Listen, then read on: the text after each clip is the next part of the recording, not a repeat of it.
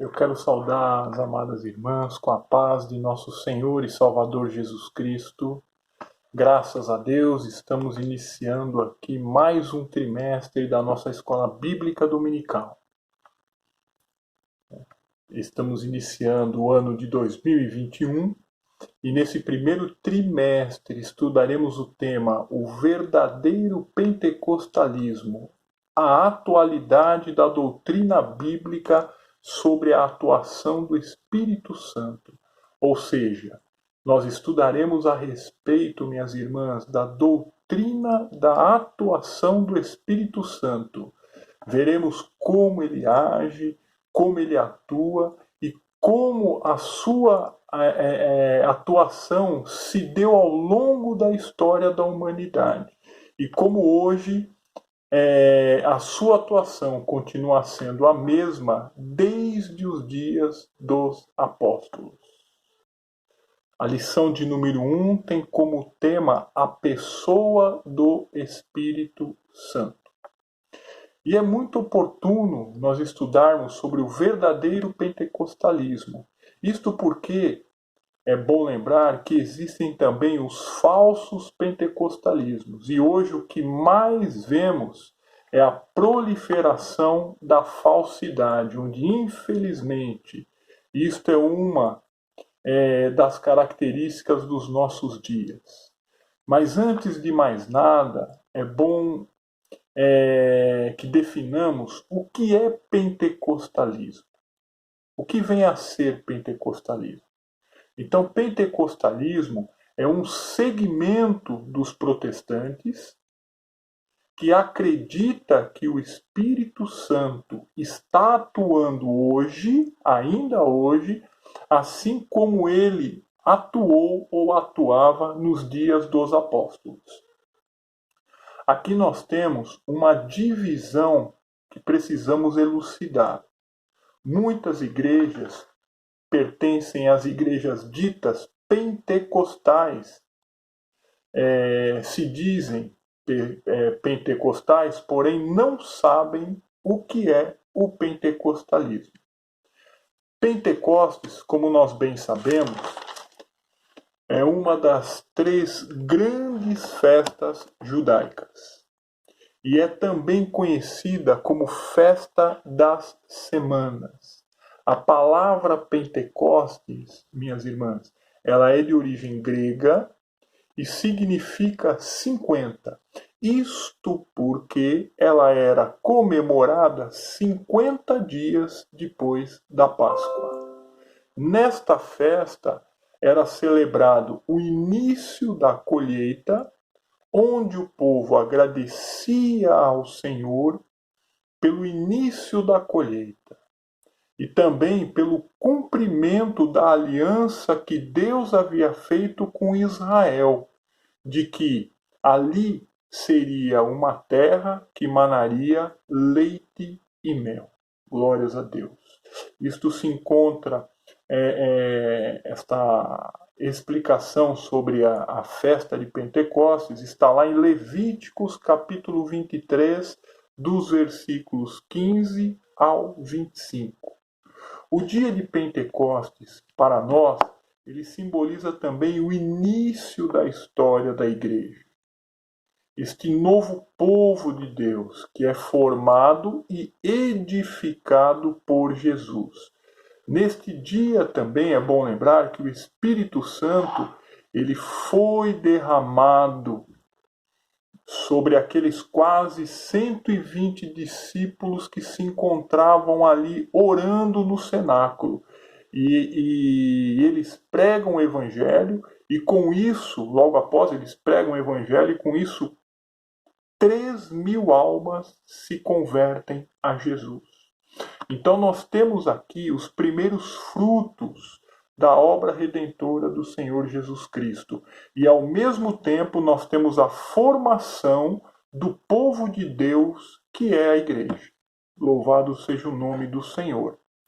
Mas o que significa ser pentecostal?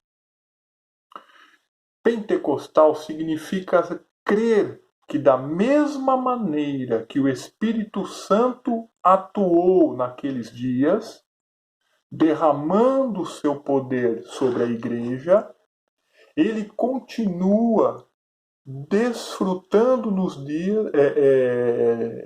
dias atuais deste mesmo revestimento de poder. Ou seja, ainda hoje, Jesus batiza com o Espírito Santo e dá dons espirituais para que nós possamos fazer a obra da evangelização. Isso é importantíssimo. Existe, porém, é bom lembrar, minhas irmãs, existe um grupo chamado de cessacionistas, que afirmam que esta operação do Espírito Santo se encerrou quando o apóstolo João escreveu o livro do Apocalipse, que é o último livro da Bíblia Sagrada. Então, para estas pessoas, enquanto a Bíblia não estava completa ou concluída, o Espírito Santo ele atuou através do batismo com o Espírito Santo e com os dons espirituais. Mas quando terminou a inspiração das Escrituras Sagradas, também terminou a manifestação do Espírito Santo. Diante disso, eles acreditam que hoje não há mais batismo com o Espírito Santo e também não há mais dons espirituais.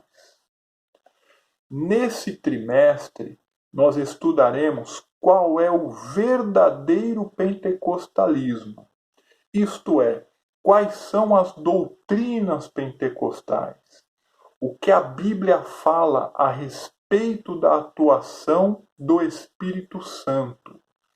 Até porque, minhas irmãs, na Bíblia, até porque nada na Bíblia, melhor dizendo, fala que o Espírito Santo parou de atuar como atuava no dia de Pentecostes. Não encontramos afirmação nenhuma na Bíblia a respeito disso. O que é dito é que ele mudará a sua atuação somente após o arrebatamento da igreja, quando a igreja, enfim, se encontrará com Jesus nos ares. A igreja é o povo que tem o Espírito Santo e que precisa ser revestida de poder para exercer a tarefa que o Senhor Jesus lhe deu. Eu gostaria de pegar uma referência que se encontra aqui no Evangelho de João, capítulo 14, versículos 16 e 17.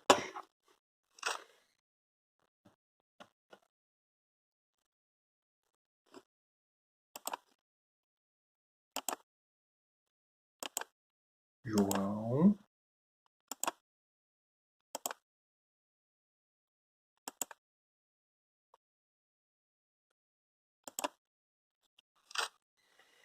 João 14, 16 e 17 nos diz: E eu rogarei ao Pai, Jesus falando, e ele vos dará outro Consolador, para que fique convosco para sempre. O Espírito de verdade, que o mundo não pode receber, porque não o vê nem o conhece. Mas vós o conheceis, porque habita convosco e estará em vós. Glórias a Deus. O Espírito Santo guia a igreja no caminho da verdade.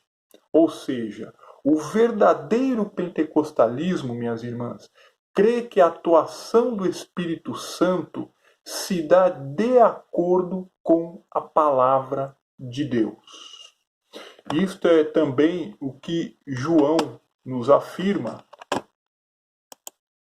no capítulo 16,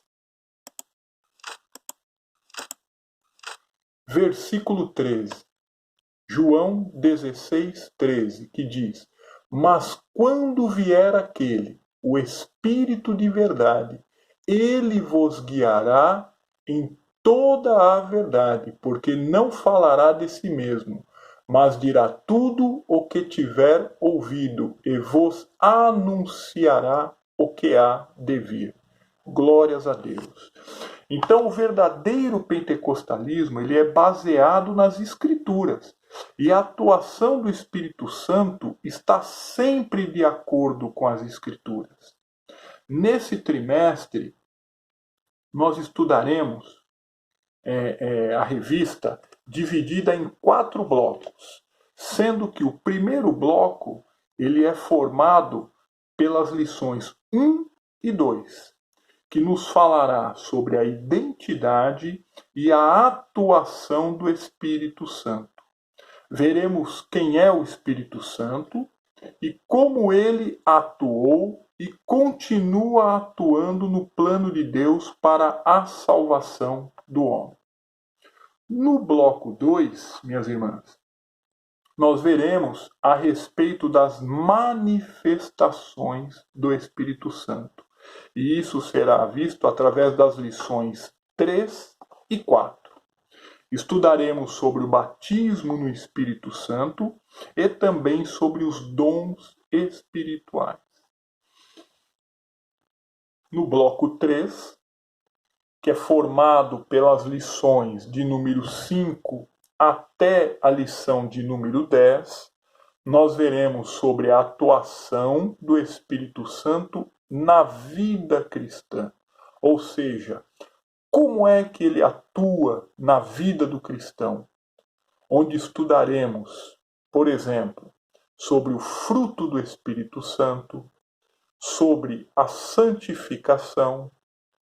Estudaremos também sobre o culto, sobre o comprometimento com a palavra de Deus, sobre o fervor espiritual e sobre a cura divina.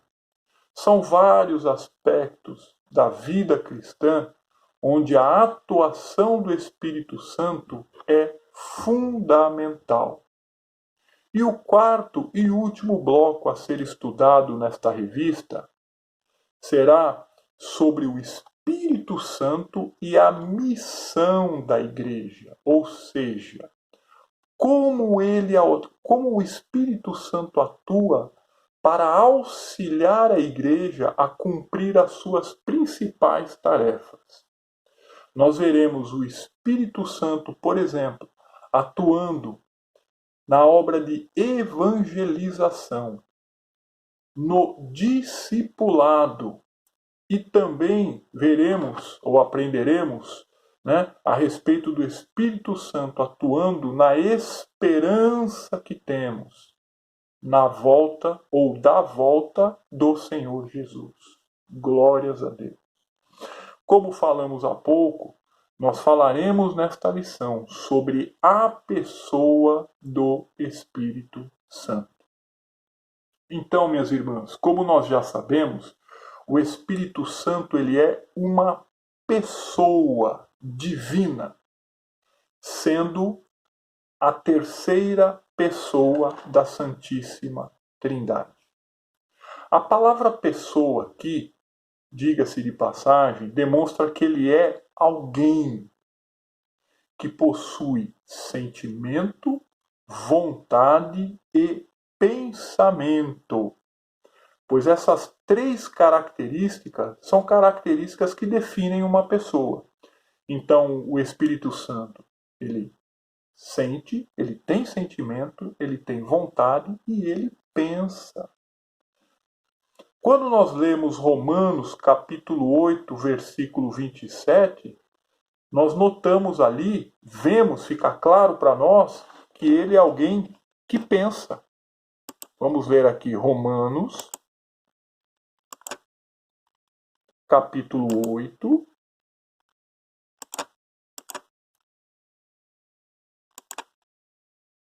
(27).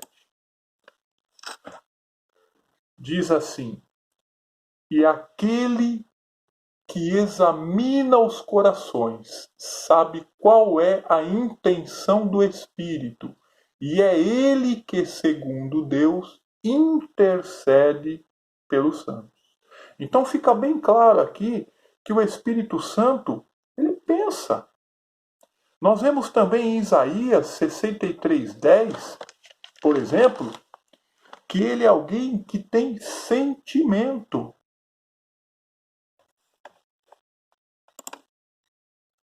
Vamos lá para o Antigo Testamento.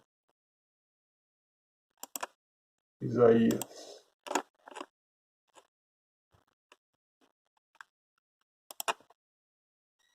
63:10.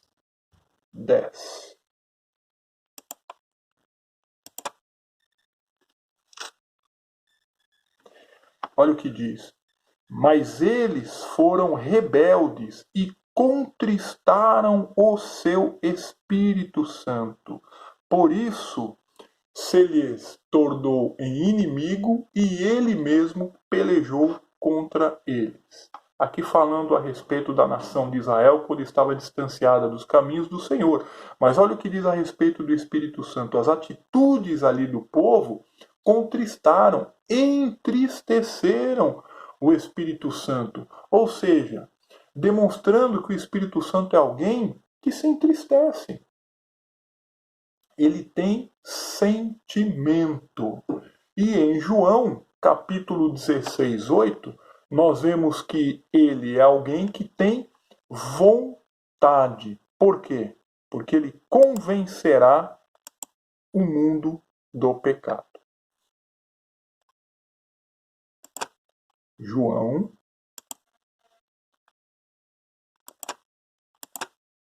16:8 diz: E quando ele vier, convencerá o mundo do pecado e da justiça e do juízo. Ou seja, ele tem vontade.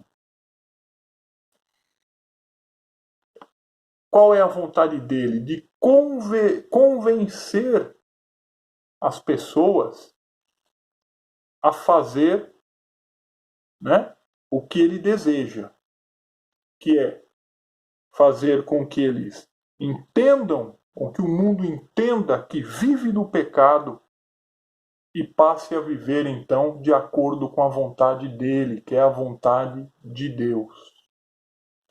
Então, ele é um ser que tem vontade. E diante dessas afirmações, minhas irmãs, não nos resta dúvidas de que o Espírito Santo é uma pessoa. A Bíblia nos revela também que, além de ser uma pessoa, ele é uma pessoa divina. Ou seja, ele é Deus. Quando lemos Atos dos Apóstolos, mais precisamente capítulo 5, versículos 3 e 4, naquela passagem que Pedro acusa Ananias e Safira de serem mentirosos, ele deixa claro ali que o Espírito Santo é Deus. Vamos ler aqui. Atos dos Apóstolos, capítulo 5, versículos 3 e 4.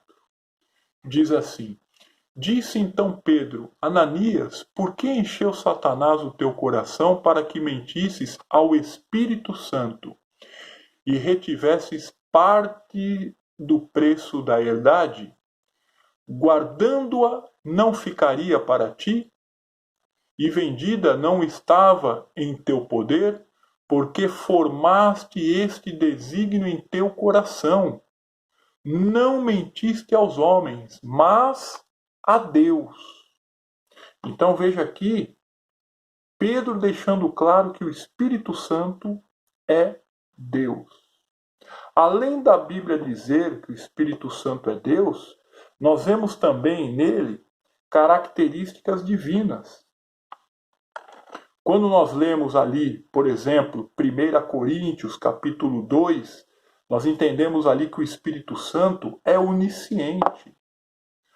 Em Lucas, capítulo 1, quando o anjo anuncia a Maria o nascimento de Jesus, ali também ele afirma a onipotência do Espírito Santo. Ainda no Salmo 139, notamos ali um claro exemplo da onipresença do Espírito Santo. Então são três características, três qualidades que só Deus possui: onisciência, onipotência e onipresença. A Bíblia também nos diz, minhas irmãs, que o Espírito Santo ele é eterno, conforme está registrado lá em Hebreus capítulo 9. Né? A Bíblia chama 84 vezes o Espírito de Espírito Santo. E bem sabemos que só Deus é santo. Essa é uma característica somente dada a Deus. Os serafins lá no céu clamam: Santo, Santo, Santo é o Senhor dos exércitos. A Bíblia também chama o Espírito Santo de a verdade, conforme podemos ver registrado lá em 1 João, capítulo 5, versículo 6. Ainda em Jeremias, capítulo 10, versículo 10, a parte A, está escrito: mas o Senhor Deus é a verdade. Ou seja, aqui nós vemos mais uma afirmação de que o Espírito Santo é Deus. A Bíblia nos fala também que Deus é amor, conforme está escrito em 1 João, capítulo 4, versículo 8. E lá em Romanos, capítulo 5, versículo 5, está registrado também que o Espírito Santo é amor. Louvado seja o nome do Senhor. E por fim, minhas irmãs, nós vemos que o Espírito Santo é fonte de vida, como podemos ver em Lucas 1:35, onde ele gerou Jesus no ventre de Maria. E também em Romanos, capítulo 8, versículo 2, onde o apóstolo Paulo diz: porque a lei do Espírito de vida em Cristo Jesus me livrou da lei do pecado e da morte. Glórias a Deus. Como podemos ler em Romanos 8:11, vemos que o Espírito Santo ele é vivificador. Ele traz vida, algo que só Deus pode fazer. Nós dizemos que ele é a terceira pessoa da Trindade, não porque ele é menor, mas porque, por exemplo, na fórmula batismal, o Espírito Santo é mencionado em terceiro lugar. Porém, é bom deixar claro que a Trindade possui a mesma onisciência, a mesma onipresença e a mesma onipotência. Isto também ocorre na bênção apostólica, conforme nós lemos lá em 2 Coríntios 13:13.